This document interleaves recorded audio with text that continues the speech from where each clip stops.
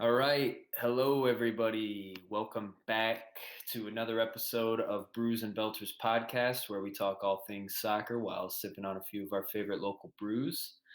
This is episode number 7, kicking off tonight. You can follow us on all of our social media accounts at Brews and Belters, and you can watch our episodes here on YouTube, where you probably are already at if you're tuning in right now. Just search Brews and Belters. Like I mentioned, I'm Keegan Gowitz. Tonight, I'm sipping on a naked threesome from Raised Grain Brewing Company here in Milwaukee, as opposed to everybody's favorite, obviously favorite threesome, the clothed threesome. Pretty good brew so far, 7.8%.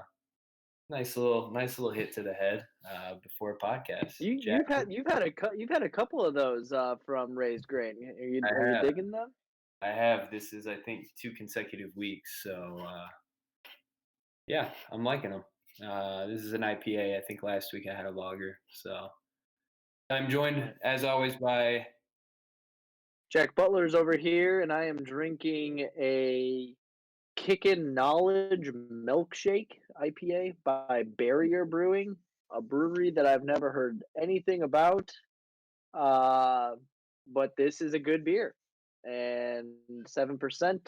I don't think you can go wrong with the milkshake IPAs in general. So they'll get the conversation moving for sure. I'll take your And word I for am that. Toby Hemefeld, and I am drinking Shorts Brewery, Huma Lupa Licious. It's a 7.7 India Pale Ale. If you would have told me 10 years ago that Pale Ale or IPAs, not like double IPAs, are going to be 7.7, I would have signed on long ago, guys. Long ago. So, yeah, Uma Lupa Licious. Huma Lupa Is that? Licious. Am I saying Yeah, from Michigan, that right? Shorts. I've actually been there. I thought it was in Bel Air, Michigan, but they're saying Elk Rapids, Michigan. No idea where that is. Okay. So Okay. yeah. All right, Jack, you want to kick us off? What'd you watch this weekend? Yeah, I watched a few, couple, I don't know, couple snoozers, couple decent ones, and then as a Everton fan, a very upsetting one. Um, so I can kick it off with the early midweek game. It was Everton versus Leicester.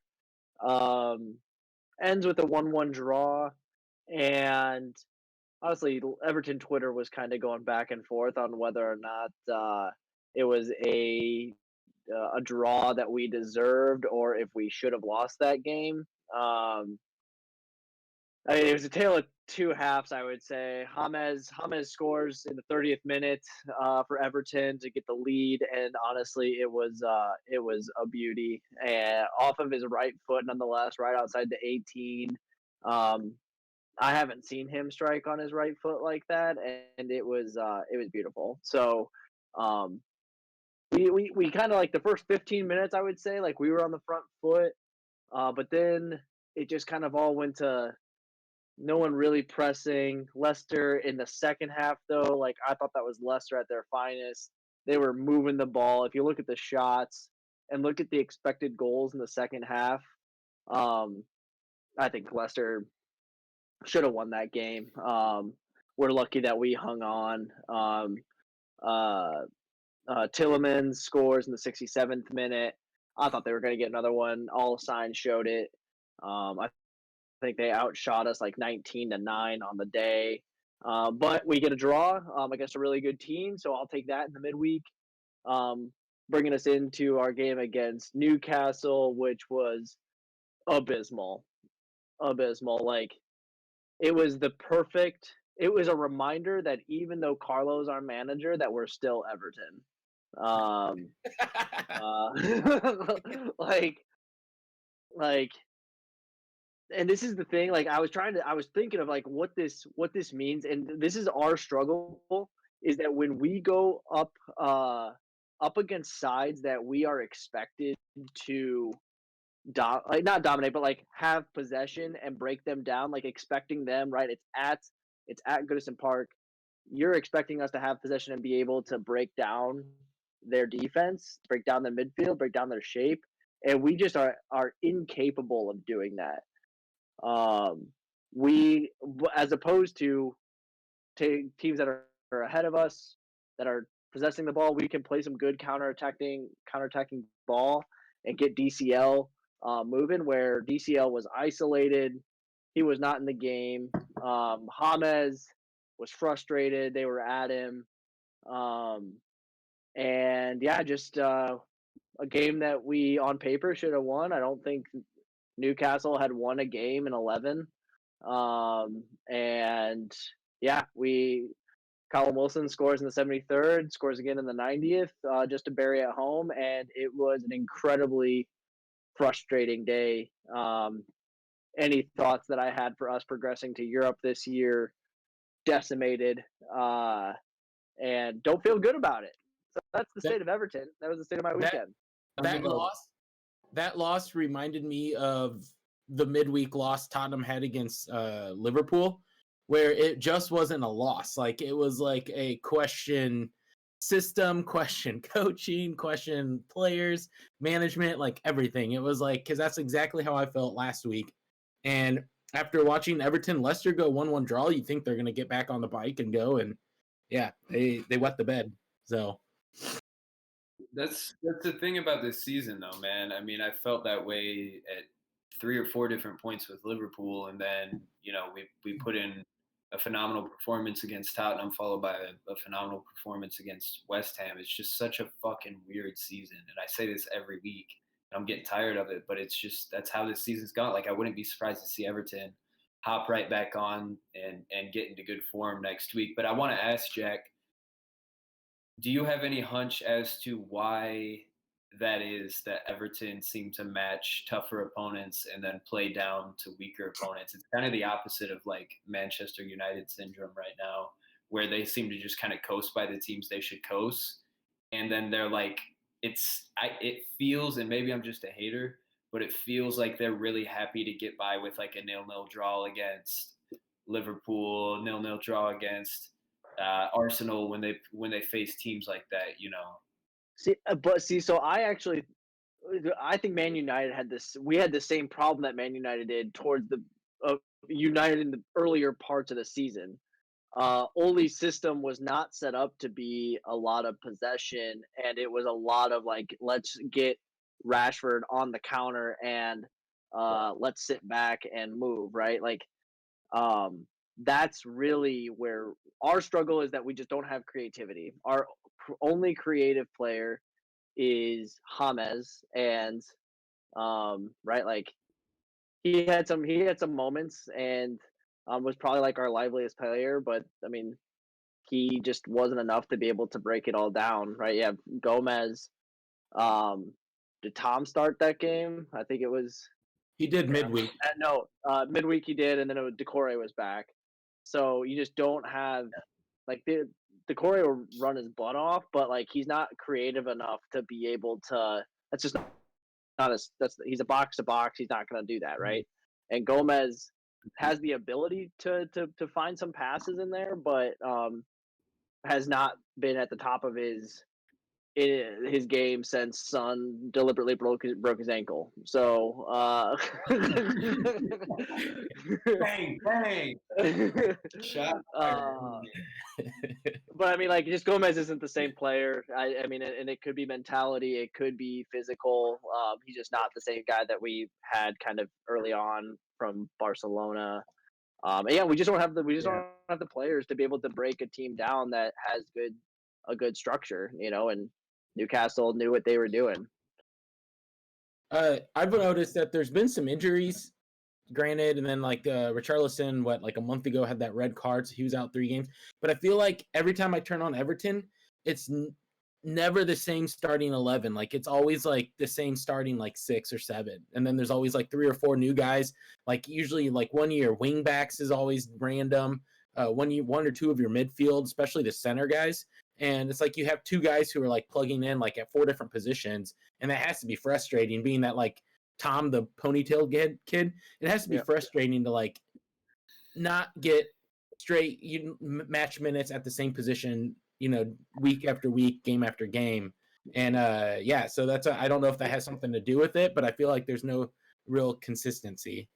Yeah, Oh I yeah, think that plays a role. I would say that the last thing that I did think was a coaching error, like I don't really blame much of this on Carlo. I still think that we just don't have very good players, and it's gonna like this is a rebuild process for us to, and we'll go through that in the transfer window. We got to offload a lot in the transfer window.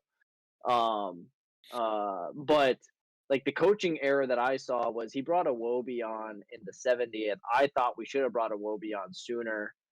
He's another creative player that can at least bring life. He's not the most technically gifted player. I don't think like he's not going to find you like through passes and it's not going to be super crisp and clean, but he at least can bring something. So I wish we would have brought a Wobie on at halftime or when we saw it going downhill like early on in the second half. But anyway, so anyway, that was a frustrating weekend for us.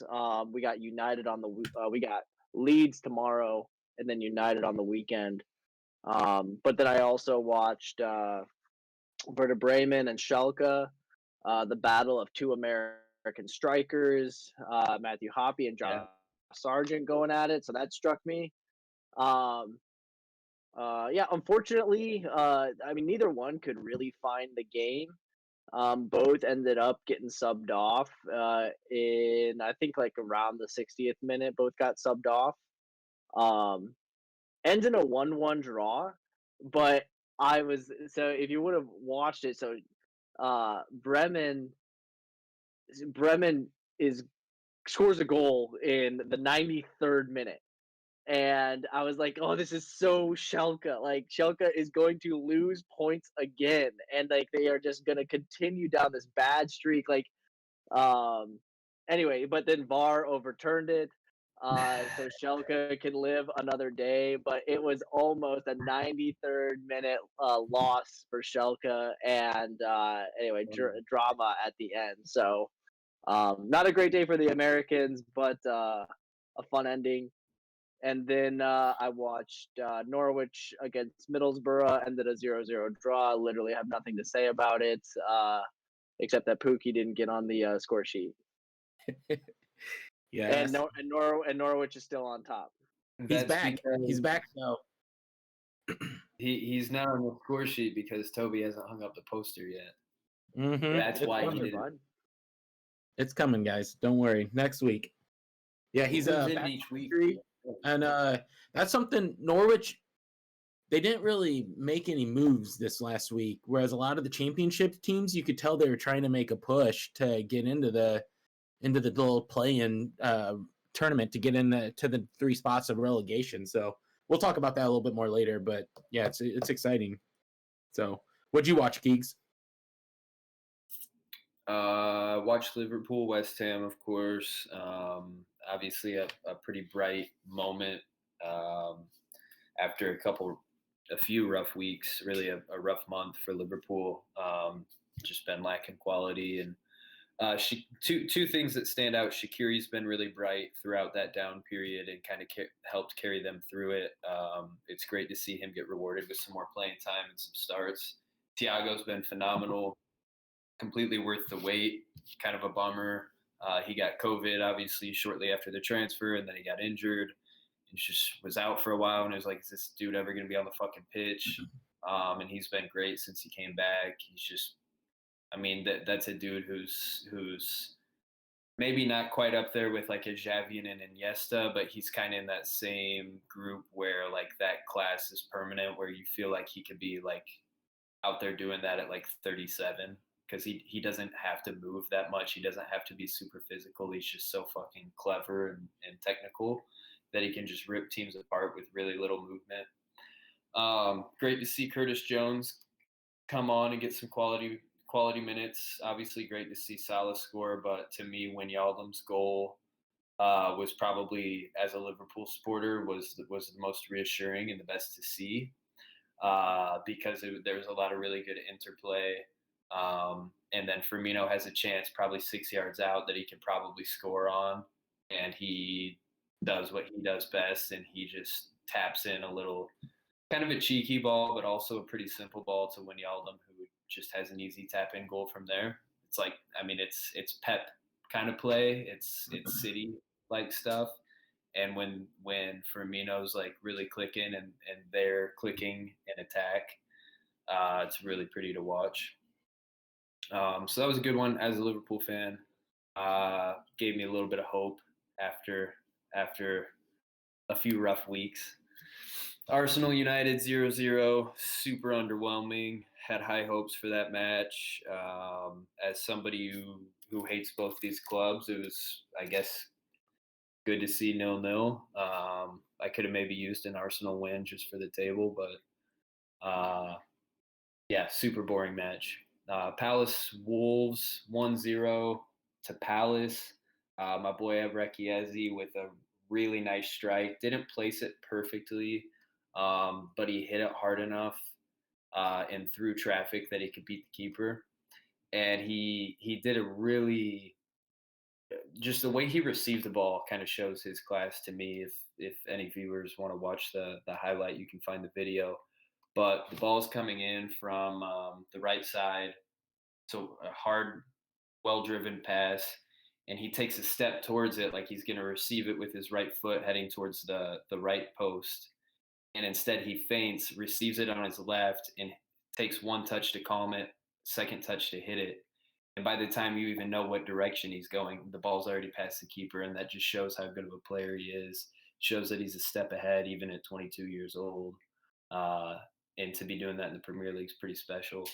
Wolves, not sure what's going on with them. They seem to lose every match. I think that they should win.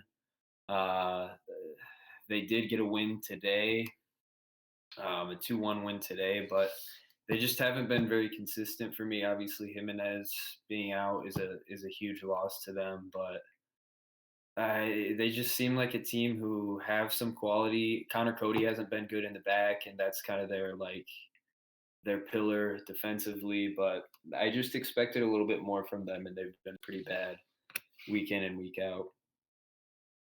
Besides that, watched a little bit of Bundesliga, a little bit of Serie A.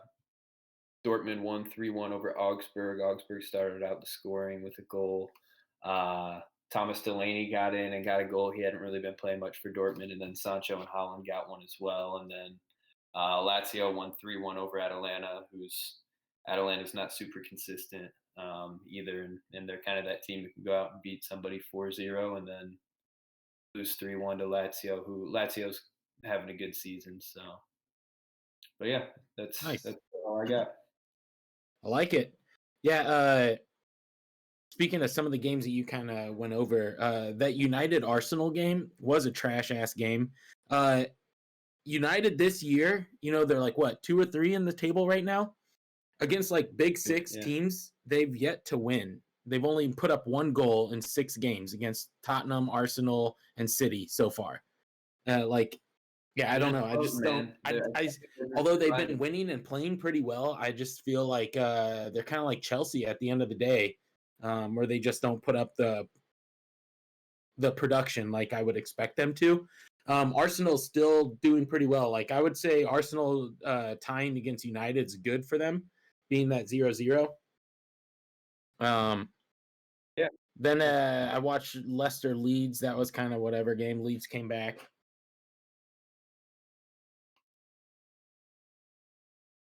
Did we lose him? I think he comes back. There he is.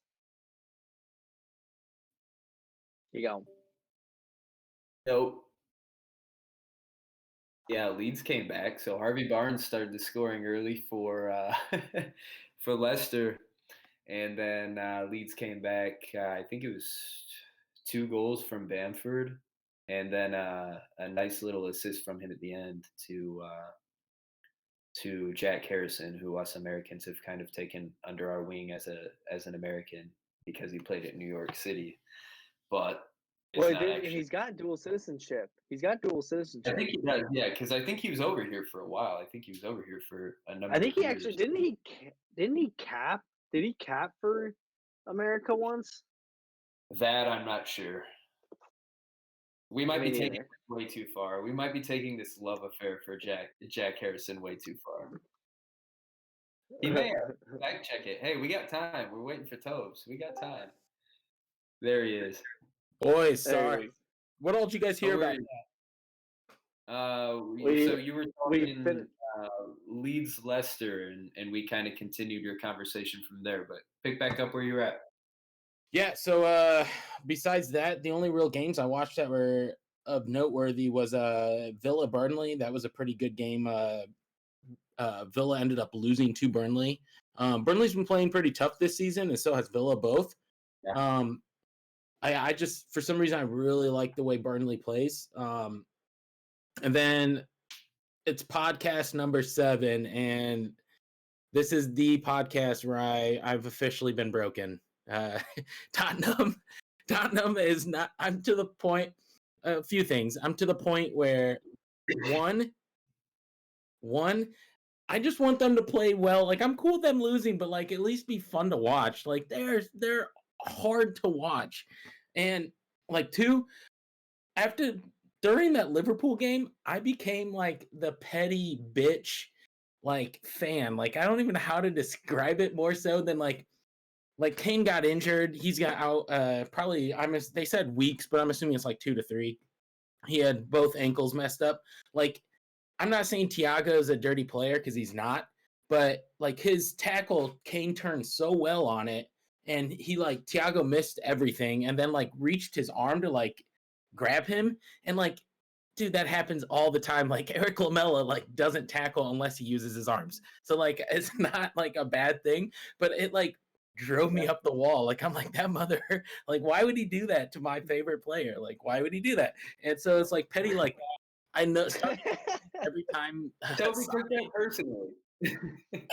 every time Mane had the ball, I started to notice that like he swings his arms and was hitting people in the face that was going uncalled. I'm like, they need to call that. It's like stuff that should not be called, but I was like, maybe it is. I don't know. So now like Mane's a dirty ass player though. Mane's a dirty ass player. He just like doesn't get like he gets half of it gets called, the other half that's like the real dirty shit. Like he's mastered how to be dirty and not get caught. He popped 2 different guys in the throat and so yeah, I don't know. I was like scrappy when you're talking about my dear Sadio. All right. They call it the dark arts. He has mastered the dark arts of the game. He has indeed. But that's where Petty Toby was going, and like I'm not gonna lie, when they first hired Jose, I'm like, oh shit, like I hated him at United. Not a huge fan of him at Chelsea. I thought his tactics were ancient, not working, and then he comes in a tough season during COVID last season and pretty much was a top 2 or 3 team at the end of the year, especially after Project Restart. They were all in. Granted, they've also been one of the more healthy Premier teams this year or last year. And then this year happens, same thing. They were running real well and they were winning the games you're supposed to be winning and doing well against other one. I did not expect them to beat Liverpool. We never beat Liverpool, like that's what I think I even told Keegan that, like, dude, Liverpool's like been shit the last 5 games. Like, oh, who they have next on the schedule? Oh, Thursday against Tottenham. Let's rack that up in the win column for Liverpool. But Jose decided to come out with 5 in the back, like 5 in the back. Okay, that's great, but not with his system. It's not. There's shit in 5 in the back. And they need to play just 4 in the back, and then they need to play 2 holding midfields, and then go up from there. And they did not do that. And you could tell right off the back because they were getting burnt the entire time, and it's like they had no cohesiveness on how things were to be marked, and then who was marking who. So it's like Højbjerg, who's in my opinion been the best player for them besides Kane this year, and Son, of course. But from like an overall standpoint, him and Sissoko have been good, but Sissoko's out on the right side, so Højbjerg has no one in the inside to help him. Like, granted, Ndebele's been coming back, but even him, like, that's not his game. Like, he should not be coming back to mark inside the box. Like, he's creative, he should be up front. And like, so Højbjerg's running all over the place trying to make up because everyone else doesn't know how to fucking mark their man. And yeah, it's just frustrating. And I mean, that's the first goal. That's what it was. Like, Aurier pretty much lost his man, let him get burnt, and then I think it was Mane received the ball on that, and then put a dinker into the middle. Should have been handled by either of the guys. It should have been handled by Hugo Lloris, who had a trash game, and he should have came out and got it, claimed it himself. Didn't do that, and neither did Eric Dyer, who Eric Dyer's been like a pleasant surprise to me in my perspective. I thought he's been playing really well for not being a center back, being molded into one. But he's always slow, but he wins aerials, and he's actually pretty decent at marking up. But not this game. And like, so it just reiterated every problem that we had at the start of the season with all of our defenders not working well together. It's just right there. And then, so they wet the bed against Liverpool, so be it. 3-1. And then they come back against Brighton and they fucking do the exact same shit with no creativity. You know, 5 in the back. No one, you're playing 5 in the back with a wing back, but that dude is not, none of those guys get up and know how to pass. Like the only one who does is Reguilon. He's been out for like 2 weeks. So it's like, I'm lost. Like I'm whatever. Like at this point, I just want them to be entertaining. Like they were okay for parts against Liverpool. But then against Brighton, like, dude, they were awful. And like, I don't know where they're going to go for now because Serge Aurier got subbed at half at Liverpool. Did you guys hear about this? He fucking left the stadium at halftime. So like I don't know, like knowing Jose, that's a deal breaker. Like he abandoned the team, you know. Gotta be, and I think you bring up an interesting point. Like, strange decision to switch up the defense in that match when you're playing a team like Liverpool, when you've struggled in the past season defensively. And on top of that, Liverpool, I mean, I could see maybe if he wanted like a 3 in the back and to really push those wing backs up against Liverpool, who have been struggling offensively up to that point. But obviously it didn't work, and I mean, they looked terrible in the back. Like Liverpool didn't score a good goal in that match. They scored 3 poorly defended goals. Mm-hmm. And so it's just kind of strange to me to see him mix up the defense like that in a match like that against Liverpool, against a struggling Liverpool. Really surprising to me. Aurier, I had kind of high hopes for him like 2-3 seasons ago. Yeah, coming from France. Super quick, yeah. He like seemed like he could develop into a guy who could pick out a pass and develop some skill, but just really hasn't popped out as anything special. So I could see shitty timing with the transfer window just closing, but I would imagine that's got to be the area that they make a move next, you know? Mm-hmm. Yeah, that and center back. And yeah, they had so many breakdowns, especially at Liverpool. And then at Brighton, they didn't even look like a top 10 team. Like, I mean, like a bottom 10 team. They were like a relegation team. Like that was one of the worst performances I've seen all season. And it just so happened to be my freaking. No, that's what I was talking with my wife, and she's like, why aren't they even shooting? I'm like, well, Brighton like was like a hockey team out there, dude. They were blocking everything. Like there was no shots being fired at the goal. I think they only had 2 and 1 on target. But something else that really pissed me off is that Jose threw the defenders of Tottenham under the bus and like called them out after the match by position and by player. Like he pretty much let them all know they did bad. And like the last goal, I think, which was the one that kind of like broke the back, was Joe Rodon. He like had a misplay, but like, I mean, to his defense, he's played for Tottenham, but that's only his second Premier League start, and was against the 2 of the 3 biggest games they played this year. He started, and that was against Chelsea and Liverpool this last game. And it's like, dude, he's 22, came from Swansea. It's like, give him a break and let him play against a better team or against lesser opponent. You know, like how hard that has to be, knowing that you have Salah and Mane, and then you have everyone else like coming up the middle. It's like it's a lot to ask. And yeah, so I don't even know where to go from here. Like I think we're on a bad slope, like a real bad slope. Like especially with Kane out, like we have no freaking offense, and we brought in a striker and he didn't even play against Brighton until the second half. You know, like once they changed it up, it's like, yeah, I don't know what's gonna happen. I don't want to. Hey, you just drink that beer right there. You drink it, and you enjoy that beverage there, guy. Yeah. I feel like that was all the good, therapy. Toby. It's That was just therapy. frustrating. But other than that, let's change the page. Bundesliga, I did watch RB Leipzig and Bayern Leverkusen. I thought that would be a better game than what it was. Tyler Adams did get the start in that game, and RB Leipzig ended up winning 1-0. Leverkusen, they're a top 4 team, probably going to be in the Champions League. That's what they're going for, and like going to be segmenting into our next topic. They had a really good window. They brought in some players on loan, like they loaded up. So I expect good things from them. And then I was planning on watching some games today in the like Coppa Italia, the Italian Cup, and then the German Pokal, but I didn't get to watch any of that. But I did watch USA and Trinidad and Tobago a little bit. 7-0 victory for USA. Which, yeah, they also had some players. They had some players play in that game that actually, at the next day, that game was on Sunday night, and Monday morning Monday afternoon they got the call saying they're gonna be playing in England this rest of this year. So yeah, pretty cool. But that's about all I watched, guys, to be honest.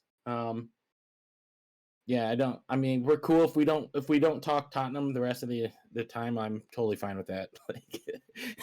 I got it. Well, luckily, they didn't really do anything in the transfer window, so there's nothing to talk about, really. Yeah. Transition. Salt in the wound. Transition. I teed that baby up. I teed it up. So, Toby, I think that Leverkusen is a great transition into the transfer discussion because they did have a really good transfer window. Couple guys that stood out to me was Damari Gray from Leicester, who I thought was a guy probably 4 years ago that was going to have huge potential. He was like 18 when they won it. I think he's like 25 now. I think that would be right. Quick, outside mid, can play a winger, good skills. He's just really, I don't know, he's never really blossomed for Leicester. And then Jack, you'll recognize this name, Celtic player Frimpong, right wing back. Had an abysmal first game. Yeah. Sorry, go on. The few times that I've watched Celtic, he's actually really impressed me. So that was one that stood out to me. But yeah, they signed a bunch of people. Patrick Schick, who's been kind of all over the place. Roma, a bunch of other places. So yeah, good little transfer window for them. So, do you got any more notes on them? Not on Leverkusen. No, that's about all I had. Is what you said. I think the guy that they got from Leicester is going to be a big addition. I think he just needed a breath of fresh air. That's pretty much what I'm thinking. So yeah, it'll be interesting. He's kind of a like smaller, quick guy. It'll be interesting to see how he does in Bundesliga, which is obviously a fairly physical league. But I mean, there's room for skill there, as we've seen with a lot of wingers and outside mids that are really skillful in that league. So I don't know. It'll just be interesting to see. Yep. What else you got for transfer news, Tobes? Well, I mean, that's the thing. There wasn't a lot of it. Kind of like what Jack's been saying the last couple months. Yeah. So I think if I remember right, 220 million pounds is what, if you combine all the top 5 leagues, so France, Spain, Germany, Italy, England, they combined only spent 220 million. So that's pretty much what Chelsea did last summer. So kind of put it into context for everyone. Yeah. Some of the ones that kind of popped off the screen to me was Liverpool. I think they were one of the winners. They got the center backs that they were looking for. They got one young kid. I can't remember his name. Keegs, do you remember who I'm talking about? Yeah. I'm struggling with the name. To me, it wasn't really. No, I think he's developmental. Yeah. But they also got Ozan Kabak from Schalke. And he's actually, like, when I've watched them play, he actually seemed like he was pretty legit. And that's good for Schalke that they were able to unload someone for, I think it was like 25 million. So they get some money back because they're needing it right now, I'm assuming, with them being so bad. But they also were able to get, Schalke was able to get Arsenal's Mustafi to kind of replace him. So I think that it was a good swap. So they actually made money and brought in a good player. Those are some of the ones that really popped out to me. Liverpool also loaned out Minamino, which I thought he would do a little bit because I forget who he came from. I want to say it was Leipzig. Was it RB Leipzig or Salzburg? Salzburg. He was with Haaland there. Yeah, with Haaland. Yeah. So I expected him to like show more, and he really hasn't. But he's going to go to Southampton, so I think that will be a good setup for him. And then besides that, like Arsenal, I think they won with theirs with some of the stuff they did. They pretty much shed guys. Like they got rid of Mesut Ozil. That was huge for them, and I think it was good for everyone that he left and went to a team he wanted to go play for. And then they also got rid of that defender Socrates. They had him on loan, and they pretty much just got rid of him. I want to say he went to Olympiacos, so it's good for Socrates too. So yeah, so those are 15 years, I feel like. Yeah, dude. Well, he was playing for Dortmund and he was good. Then he went to Arsenal and he was terrible. So, just the kind of local stuff that I noticed. Tottenham. Shit, I thought we weren't going to talk Tottenham anymore. Here, I'm bringing them back up, guys.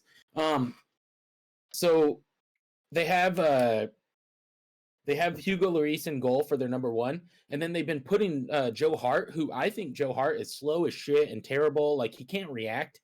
He's good at still picking out passes and stuff, but dude, I don't think he's very good. I thought their backup, Paulo Gazzaniga, was, and I was hoping that he would go to someone like Everton as like their backup, but he ended up, he's on loan right now, and for some, I think Spanish or Portuguese team, I can't remember who. But yeah, those are kind of the big ones. There was, I'm going to let Jack talk about Everton's moves that they had. But the only other one that really popped out to me was from the Bundesliga, and that was Luka Jovic. He's the Serbian striker that they got. He went to Real Madrid, so he played for Frankfurt, and then went to Real Madrid on like a huge transfer. It was like 60, 70 million, if I remember right. And he's been terrible for them. And this was like a week or so ago. He went back to Frankfurt and he's played in like 3 or 4 games, and he's already has more goals for Frankfurt than he had for Real Madrid during like the whole season that he was there. Yeah. So I expect that to be good for Frankfurt moving forward, because especially with them trying to be battling for a top 4 position in the Bundesliga. Other than that, like I'll let you guys talk a little bit more, but other than that, all I have is a bunch of USA love. Who do you guys were winners and losers? Well, yeah, dude. Like, I mean, winners. I mean, I thought the best piece of business was done by Villa, to get Morgan Sanson. And I'm not French, so I don't know if that's actually how you say his last name. If it's Sanson or Sanson, I don't know. As a Midwest guy, I say Sanson. They bought him for 14 million from Marseille. 26 years old. In the prime, he was linked to some really big moves, like 30 million plus in the summer. So for them to get a piece of business done for a their midfield he's a midfielder, kind of attacking midfielder. I mean, their midfield is already got a lot. You look at Ross Barkley, John McGinn, obviously Jack Grealish, Doug Luiz. Like, it's a very heavy midfield that they have. But this is obviously it's like Ross Barkley is only on loan, so if you don't get him after his loan deal, who's he on loan from? Chelsea. Oh, imagine that. So he's on loan from Chelsea. Anyway, so this is a look for the future. Great value by Villa in a market that they did great. That just there wasn't a lot of business, but that was a big one. I don't like. I didn't really. I mean, yeah. They're like. So this was the lowest amount of money spent in a January transfer window since 2015. and the value of the Premier League has skyrocketed. Premier League has just been throwing money, just uh, I was about to say something inappropriate. I'm not. I don't want to say it. Just like really like showing their guts, their gusto to the rest of the leagues, and just throwing money. So anyway, for them to, it's not a surprise, right? But lowest amount of money spent in 20 since 2015. Um, what else do I got here? Like, I mean, I was gonna say Celtic. real quick with Villa. I like to see them do that because I mean it was just last year they were almost relegated, and Yeah. they spent like 110 million coming into the season last year, and so they were relegated after that, and so they didn't do a ton of movement this previous summer. And so for them to actually have a few January signings, I think that shows a lot that where they expect to be from here on out. And yeah, I think that's good for them because I I think the league is better when Villa's good, if that makes sense. You know, like there's Oh, certain teams that should be good in the Premier League, and Villa's definitely one of them. They should I be a top 10. I 100% agree. Like Villa is one of those historic clubs, a lot of history, a really big club that it's good to see that they're trying to. I mean, they're just holding their own. I mean, like not just holding their own, like they're punching above their weight and making sure that their presence is known and that they want to be a Premier League fixture forever. You know, so um, yeah, I was excited to see them do a good piece of business. Uh, I mean, losers. I don't know. Celtic is in an abysmal state right now. Um, so they get right. Like, good news is that they got John Joe Kenny from Everton as a replacement right back, and John Joe Kenny coming in there. Like, I'm not joking. John Joe Kenny will probably be top three best player that they have. I think. I like John Joe. Just didn't he for Celtic, he's a very good pickup, I think, and I think it's great for John Joe to get over there. They sell they sell Olivier Incham to who was it to not Marseille. Shoot, nope, not Nice. Hold on, I'm gonna pull it up. I have it Wild. right here. Leo. Old. No, it was Real. Marseille. Yeah, what did I Okay, say, Lyle? nope, it was Marseille. So they sell him to Marseille for $4 million. He's got a year and a half left on his contract. He hasn't been playing like at all this campaign for Celtic. They were linked to like $15 million moves for him to go back to France in the summer. And Celtic is a club that develops young talent and sells it off. So for them to not get that, I mean, they pretty much now are coming out even um, for his time when they bought him, and it's just a piece of bad business that they just need to get something off their plate. Funny story too. So the Marseille manager, the reason he put in his resignation when Incham got bought, when that deal got done, um, because he told the higher ups, the board, that he didn't want him, and then they did it anyway. So he's like, it's obviously like this isn't working out anymore. So he just put in his resignation after that deal got done. So anyway, Celtics in a really bad state. I think like 9 of their starting 11 is set to leave in the next like 18 months. They're all going to be out of contract and looking to leave. So really really poor state for them. So that's my big loser. Real quick, where's Ryan Christie linked to? Do you know? Because he's really impressed me the bit that I've watched, I and I don't know know if that he's he's a big part. I haven't seen. I don't think he's linked anywhere yet. He's a guy that will be able to get a big deal, or maybe not a big deal, Yeah, but by Scotland standards, get a deal down south. Colin McGregor is a guy who is the team captain right now, along with Scott Brown. That he could get a link down south. Um, yeah, so it's Edouard. If Edouard's like, I think that's a real player there. yeah, If man. he goes to France, um, I mean, yeah, that's I haven't heard any concrete links. They still got time, but I imagine that in the summer a lot of those guys go. Yeah. Yeah, it'll be a big rebuilding period for them. That'll be strange. Uh, yeah, tide shifting towards Rangers right now, Stevie. Looks to be that All way right. for a while. Yeah, yeah, yeah. My transfer news, obviously, yeah, Minamino was a bit surprising to me for a funny reason.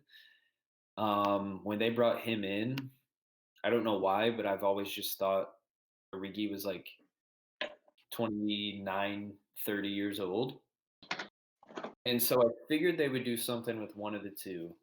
I thought they would probably get rid of Origi because he's older. And I just found out today that Divock Origi is 25 fucking years old. He is younger than Minamino. How crazy is that? And like I'm an Origi fan. Like I love Origi. And I just thought, like, I swear to God, I thought that I knew this dude was 29. Like I was sure of that. And I look it up today. He's Awesome. 25. He's younger than Minamino. That's fucking So wild. how old is Minamino? Because dude, I thought he was only like 22. No, he's 26. Holy Which shit. is surprising because he looks like he's fucking 12. Yeah, that's yeah. So yeah, that was crazy to me. So at first it was a little bit of a head scratcher, and I was like, I figured they'd do something with Origi and hold on to Minamino, let him play a little bit more. Which I mean, the poor guy's really hasn't gotten a ton of chances really for Liverpool. He's played some smaller matches, and that's about it. Um, a few, a handful of Premier League matches. So I don't know. It might be good for him to go get some reps in over at Southampton. I just hope they don't Chelsea him and kind of shop him around until he's 29 or 30, and then all of a sudden, he's wasted his time coming to England. So kind of curious to see how that plays out. Toby, you mentioned Arsenal were kind of winners for you. Getting rid of Ozil, I think that's good for both parties involved. I agree with that. But also, they signed Martin Odegaard, who's a 22-year-old from Norway. Very creative, left-footed midfielder. Has been with Real Madrid since he was like 15. Has been out on loan for about 5-6 years. And kind of a guy like Jovic and a lot of other players that just wasn't quite ready, kind of a wonder kid at a young age and wasn't quite ready for Real Madrid. And big clubs like Real tend to do that to young players where, you know, they expect them to be the next Messi and people just can't live up to that. And if they aren't the greatest player on the planet by the time they're 18 or 19, they send him out on loan. So he's been around Spain a little bit. But I think he'll fit in well at Arsenal. I think he's got, after playing top tier La Liga ball for 5 years or so, I think he's probably got a little bit of a chip on his shoulder and something to prove, and he's definitely got the skill. So that could be a really exciting move to watch. Good bit of business for them. Jesse Lingard, huge move for me. Speaking of another guy that was pegged as a big young talent, big young English talent, had some really good years for United, played with some legends, scored some big goals, some good goals, and then just kind of fell off after some injuries and other stuff. But just a funny personality, a funny guy to watch, a funny guy to follow on like social media and shit. Just a goofy ass dude. And I think he's 27, maybe 28. Another guy who looks like he's about 13, and he's still got a little bit left in the tank probably. And I think that's a great signing from the Hammers.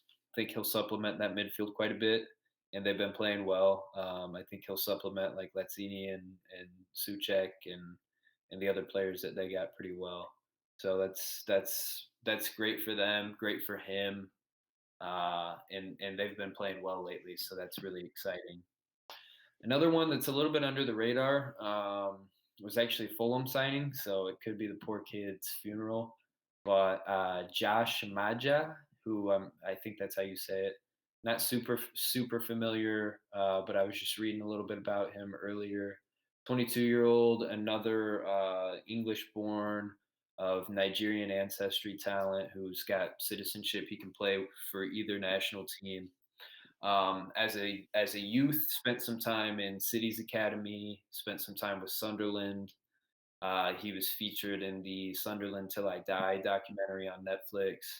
Uh, uh, Played like 40 or 45 matches during his time at Sunderland, scored 16 goals, went over to Bordeaux and scored like 10 goals in like 40 matches or something like that. But just a creative attacking player that could be a good weapon and a fun player to watch for Fulham. Toby, you want to transition now into that's all I got. So Well, the only other one, Jack, did you mention Josh King going to Everton No, so on loan? but it's a good one to bring up. Yeah, Josh King, Everton. I'm indifferent. I'm kind of indifferent. I guess it's so we got rid of Jake Tosin. He went back to Turkey, so we needed a kind of someone that could at least be a backup, a reliable backup. So Mhm. it is an upgrade from Jake Tosin, which we needed. But that's not saying a lot. Like, I hope he does well. That's what I'm Like, thinking. I think it's after three more of these might be an upgrade from Jack Thompson. yeah, yeah. Like, I mean, like, I'm okay with it. Like, I think it's fine. I mean, I think we bought him for like 5 million. I still didn't see exactly what the deal was, so I think it's like 5 million, and then, but like how long the contract is, I don't really know. He's 29 years old, so hopefully it's not for very long. Guy knows how to score goals. Yeah, so that's yeah, it's fine. It's fine. It's fine. It's fine. I was gonna say, I think you needed someone. You needed someone. Like if you have other league games, you have FA Cup coming up. Like you need that, and I think Callum Wilson putting 2 on you guys, and being a Bournemouth guy, and then because at the start of the season, everyone they knew Bournemouth was going from Premier League to Championship. They're selling, so Callum Wilson and King were like the 2 guys at the top. Who wants who is kind of what it happened. Kind of what happened, and Newcastle ends up going with Callum Wilson, and no one took King. Um, and right now, I want to say Bournemouth is number 4 or 5 in the championship, so they're still on the outside looking in. So I didn't expect Josh King to go with Bournemouth, to leave Bournemouth, but I think it's a good pickup for Everton. It's not a He, lot of money. I mean, he has been desperate to get out of there. Like, he wants to be in the Premier League. Like, the thing from Everton though, like, I hope we didn't overspend because we were in a fucking battle with Fulham over Josh King. Like, if we can't outsell ourselves against Fulham and have to come in with extra money, so anyway, I hope we didn't like overspend. I don't know what Fulham was offering, but Anthony yeah. So Robinson that's and a dishwasher, probably. well, I mean, Robinson can't. He's an Everton product, so I mean, maybe he want to come back. But yeah. So anyway, like you're right though. It is we needed it. Moise Keane, I don't think is coming back. So we needed also someone that can, yeah, that could be a stand-in for. It sounds like definitely for at least like next year too. And hopefully, yeah, he's gonna be a good thing. Like I'm very indifferent about it. Like I hope he really does well, and I'm gonna get behind him. I mean, that's what it is. And Um, something that kind of goes under the radar with a lot of teams is that, I mean, the Premier League still has the percentage rule where a percentage of your program has to be English. Because that's what's happening with Tottenham right now. Like they're handcuffed in what they can do because they have so many foreign players, not English born players. So that's like they wanted to get rid of Dele Alli, who's English. That was like Dele Alli was one of my biggest losers of the entire thing. He wanted out ungodly bad that he's not even injured, but he's been on the injury report, not even starting on the bench. But they wanted someone who was English in return, to kind of fill that gap, and that's not going to happen. And so with Josh King, I'm pretty sure he's English, because Czech is not. He's Turkish, and then what's his name? You were just talking about Moise Keane. He is French. He's So- Italian. Or Italian, yeah.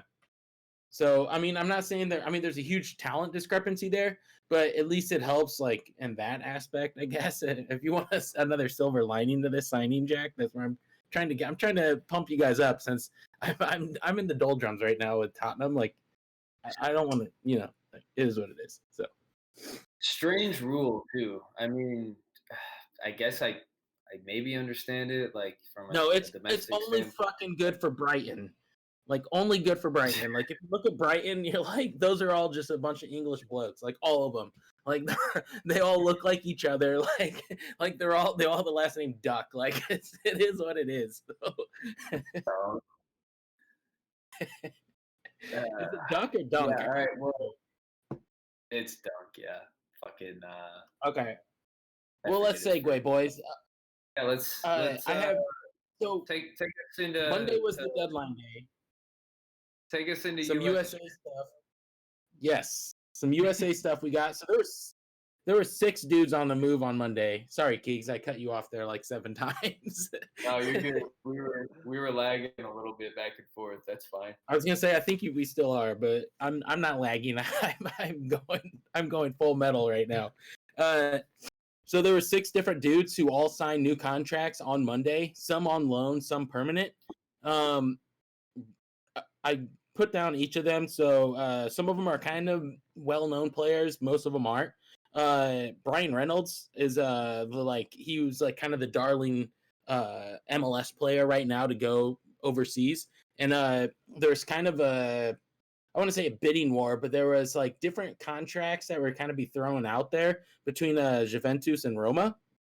And it ended up that FC Dallas ended up selling him permanently to Roma. No loan, just straight swap deal. So yeah, he's going to be playing in Serie A, which is cool to think that, you know, between him and Weston McKennie, both coming out of the FC Dallas ranks, that's huge for MLS. And yeah, it was pretty funny because afterwards they were going over with like fullbacks and everything, and Fabrizio, the guy who breaks all the news. Yeah, Fabrizio. Fab. I just call him Fab. Yeah, I'm pretty sure it's Fabrizio. I don't want to throw him. Yeah, so Fab, afterwards, Dallas ended up saying, hey, now's a good time since this is all done. Like, hey, Fab, our name is actually FC Dallas. It's not just Dallas.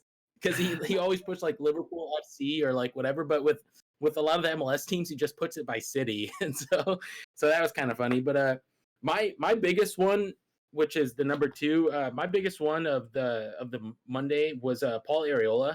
I really like him. I thought he's been awesome when he's played at Team USA. You know, he was, I want to say it was the America's Cup like 4 or 5 years ago. He stood off the screen to me. But then he plays for DC United, but then he tore his ACL and he's kind of been out of it for 2 years now. And so he actually went to Swansea with Jordan Morris. So I expect big things from both of them. And I would like to see them get up into the Premier League, Swansea, and then you know, hopefully they don't come back from loan back to the MLS and they stay over. I think that'd be cool to see that. A few other smaller ones. DeAndre Yedlin left Newcastle and went to Galatasaray, which is a Turkish Champions League. They're like always in the Champions League, so that's cool for him because I honestly think that they'll either be in the Europa or Champions League, you know, after when it's all said and done. So he'll get some like major opportunities to play there. Which that's I don't even know how old he is, but I just remember like he was kind of one of the first guys who got like a huge contract in the MLS to go overseas. You know, like he started in MLS. He's 27 now. He's 27 now, Toby. I just wanted to mention that. That's a huge move for him, I feel like, with the Champions League possibility. So that's a good shout out. Yeah, and then there's another guy who I didn't really know much about. I remember seeing him like on score sheets and stuff for Orlando City, but I didn't really follow him all that well, and that's Daryl Dike. He's one of their strikers. He played in the USA Trinidad and Tobago game, and he's coming on as like he's one of the up and coming strikers in for US. because right now, like they have Hopi, they have what's his name from Vita Brennan, Josh Sargent from St. Louis, but neither of them have ever like taken over that position for the national team. Like there's literally, I can't remember, Bobby Wood for a while there was kind of that guy, but it's pretty much been Josie Altidore for the last like 10 years. Since they stuck Clint Dempsey in there. So for him to get over, and he's going to Barnsley, which is a championship league team. I think it'll be good for USA to have a striker get recognition overseas there and kind of see what happens with that. And he's on loan as well. And then two smaller ones that were not MLS guys, but Chris Richards, who got taken by Bayern Munich earlier this year, and he's like one of the up and coming USA studs. He got loaned out to Hoffenheim, so that will be good for him to get like a lot more regular playing time. He's a center back, so it's good for him to get on the pitch on a daily basis. Because I don't think he would at Bayern Munich with them having that like giant German dude, and then Boateng and a few others like that. So, lastly, the only one I have is Tyler Boyd. He played for Team USA a few times. I didn't really recognize him when he did play. He never really popped out to me. But he was playing for Besiktas, and now he's playing for Sivasspor, which is a Turkish team. I have no idea. They're like number 8 in Turkey right now. So maybe just a change of scenery. He's on loan, so maybe just a change of scenery, get his game back. Because he was he plays right forward, so he was just a random USA guy who was on the roster quite a bit with Bob Bradley. So hopefully they can keep that up as well.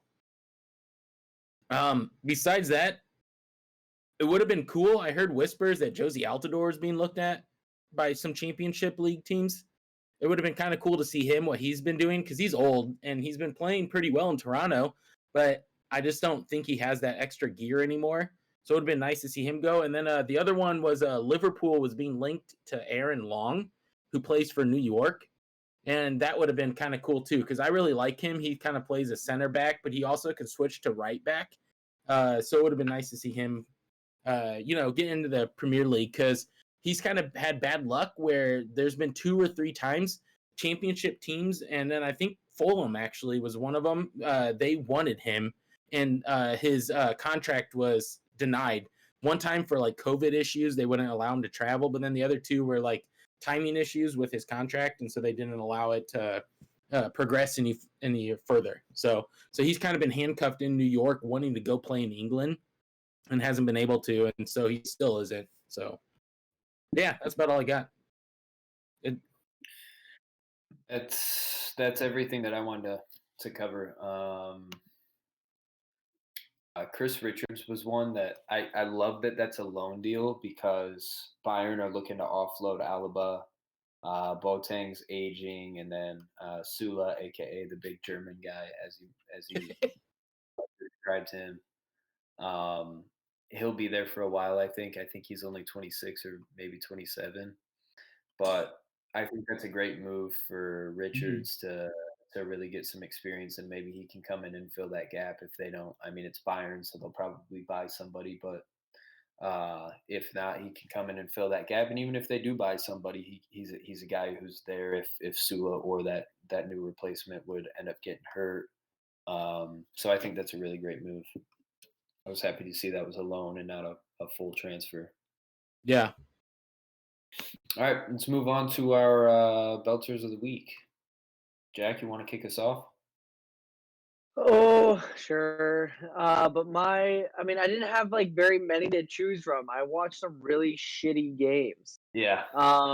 Yeah. So out of the games that I watched, I already alluded to it that it was James on his right foot. Wasn't Gorgeous. by any means like something that's going to be goal of the year, but it was a very nice goal. So I'm going to go for James against Leicester. Great goal. What about you, Tobes? Belter of the Week. I'm going to go with a second time I said I wasn't going to bring up Tottenham. Højbjerg he had a banger of a belter, right leg, just blew it past Allison on Allison's left, right side of the goal. It was the only good thing that happened for Tottenham against Liverpool. And he deserves a goal. Like, yeah, he's been playing lights out. He's played literally every minute of the Premier League this season, and so it's good to see him get a goal out of it as well. What about you, Keegs? Yeah. Unbelievable pickup by them. He's been amazing. Totally deserves the goal. And he was actually my belter, so I'll give it to my boy Eberecki, just because of the quickness that he received the ball and took the shot, and he actually fucking drilled the ball into the net. He hit it pretty close to the keeper. It probably could have been saved, but for a weak-footed shot, he drilled it pretty well. So I'll give it to him since Højbjerg was my number one. Do we have any cheers or boos? Anyone? I'll give a little shout out to Benny G. For listeners who may not know, Benny G is my brother, and a close friend of these two. He put me on to Gary Neville's Soccer Box. Somehow I had never heard. Like, I fucking love Gary Neville. Somehow I wasn't aware that he had this show going on. But basically, he'll just invite players on to his show and talk to them about their careers and their lives since then, and blah blah blah. And he's had like Rooney and Steven Gerrard and other players on there. So yeah, I'm gonna start just like watching the shit out of that. He just mentioned it to me today. Yeah, I never heard it. Who took over Miami's head coach? Was that Gary Neville or that was someone in England? Phil Neville, his brother. Phil Neville. Okay, yeah. Yeah. Yeah, no, United, if I remember right, is where Phil played. Yep. Teammates there. So I have a few boos and cheers. First boo is for today, just in general, Premier League, throwing out all the red cards. Don't know if anyone saw the Arsenal game. That David Luiz, that was barely even a yellow card, let alone even a foul in general, and they send him off on a red card. And then our Mikey D, our party pooper. We've been harping it this whole time. He didn't just dish out one; he dished out two. Like, he was born to be a referee, an official that throws a red card within the first 2 minutes of a game. Like, that's exactly where he belongs in this world. And he did that, and I was okay with the first one, honestly. It was rash challenge, but the second one, which this was the stomping that was a 9-0 victory United today over Southampton. The second one, I didn't think it was a red card. I think he just issued red and then to get a review to drop it to yellow. But by then they had already done that. So yeah, I don't know, but yeah, so that's my booze. Is just too many red cards today. My other cheers is for two things. I'm gonna end with my main cheer, but my first cheer is Christian Eriksen picking up a free kick in the 97th minute last week. So I think if I remember right, this was actually last Tuesday that happened.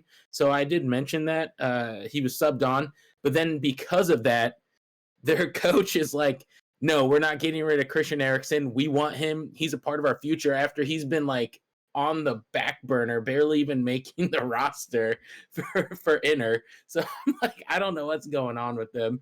Don't know. But yeah, so anyways, that was a cheers, just that the coach is a jackass. And then the other one is Jack referenced earlier. And by the coach, we mean Conte, right? It's yes. Conte. I mean, certified jackass. Yeah. My other cheer is the main one Jack referenced earlier. My boy Pookie's hamstring. It's back. It's healthy. We're back in the starting 11. Let's go, boys. Let's win us a championship. Let's go up into the Premier League. Let's take it by storm. Let's go. And let's get rid of Fulham. Who else do I want to get rid of really bad? West Brom. I'm cool with getting rid of. And then actually, I kind of like Sheffield, but they've been so trash this year. They deserve to be gone. But I kind of wish Sheffield would stay up, but I don't know who I'd substitute them for, so they have to fall on that sword for me to get Pookie back up. That's another argument if you guys want to have it, by the way.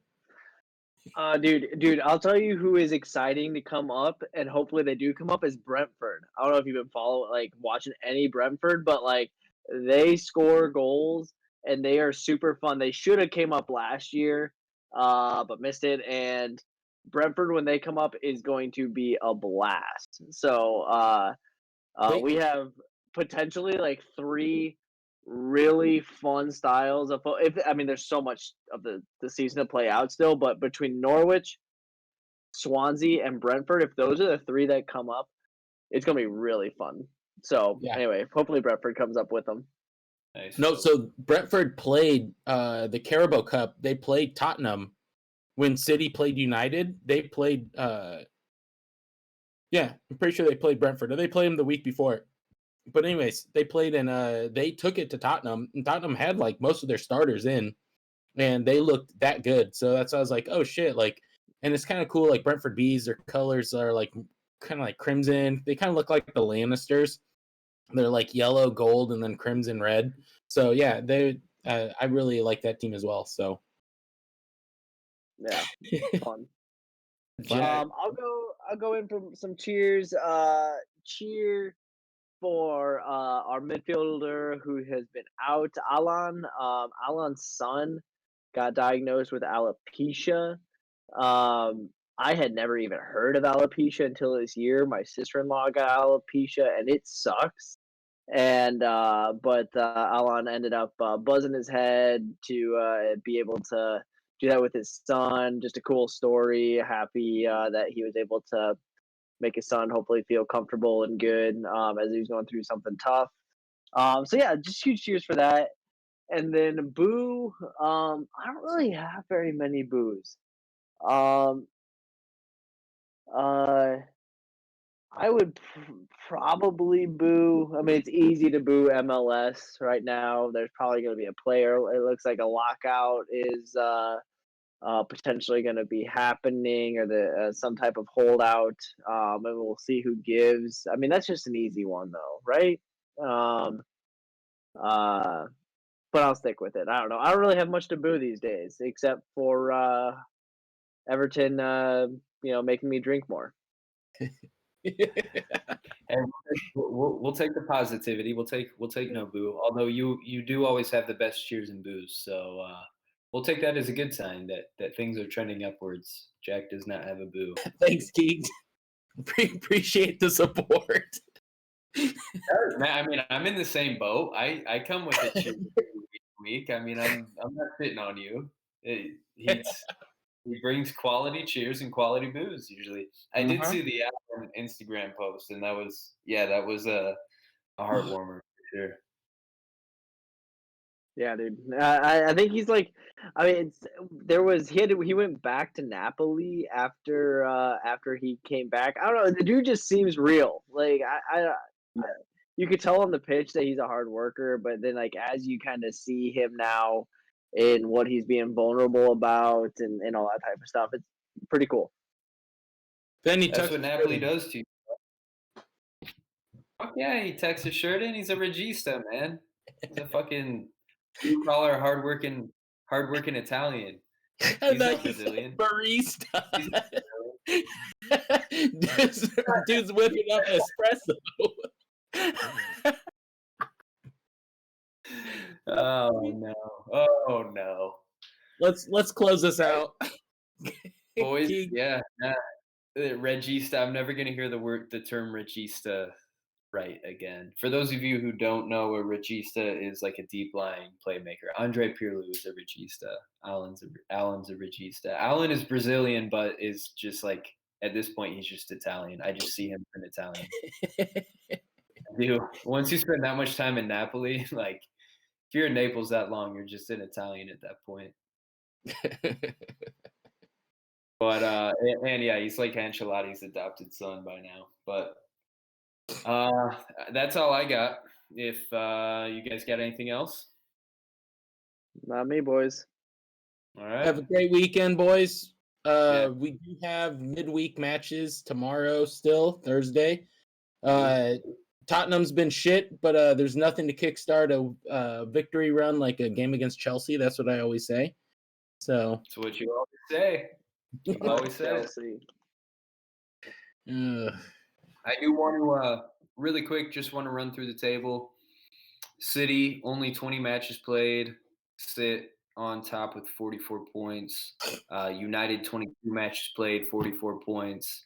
Liverpool, 21 matches played, 40 points, and Leicester's right behind them with 39 points. I also want to shout out really quick. My second brew of the night is a Sprecher's, which shout out to Sprecher's root beer, a classic staple of all of our childhoods and trips up to Minocqua. But they've got this honey lager that they're partnering with Milwaukee County Parks on, and it's really fucking good. So I just wanted to mention that because I didn't when I popped it open. And Good. I think that's it.